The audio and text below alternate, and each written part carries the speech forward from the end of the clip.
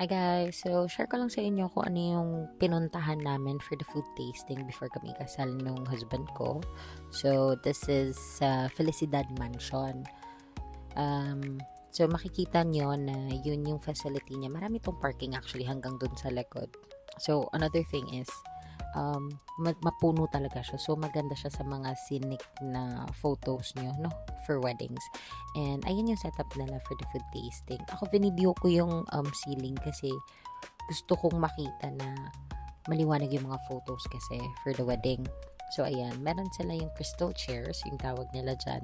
And this is the food na meron sila. So, technically, sa food tasting kasi may isa silang batch of food na sinaserve talaga. Pero, pagka binigay na sa'yo yung packages, dalawang options talaga yon.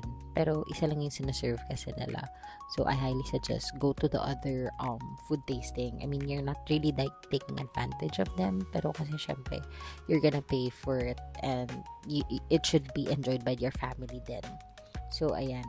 Para lang maset mo lang din yung expectation mo bago ka mag-decide talaga. At least na-try mo both. Yun lang.